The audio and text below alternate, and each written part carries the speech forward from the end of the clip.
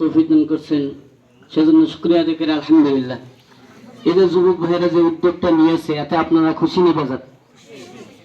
খুশি হওয়ারই কথা, কারণ যুবক বয়সে আজকে এমন একটা দিন যেটা আমরা বলি ভ্যালেন্টাইন্স ডে, 14 ফেব্রুয়ারি, সেটা আমরা অনেকেই এটাও জানি যে এটা ভালোবাসা দিবস হিসেবে উদযাপন করা হয়, কিন্তু কোরআন হাদিস তো এটা সাপোর্ট করে না। ভালোবাসা দিবস না, এটা ভুলের বাসা দিবস।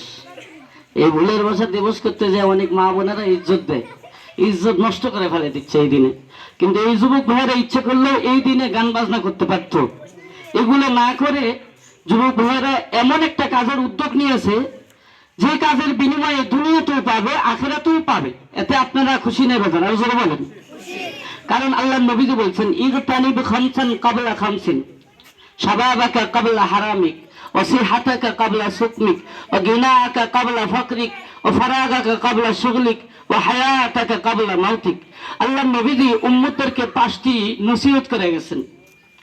আল্লাহ নবীজি বলছেন যে 5টি সময় আসার পূর্বে 5টি সময়ের তোমরা দাম দাও, মূল্যায়ন করো, কদর করো।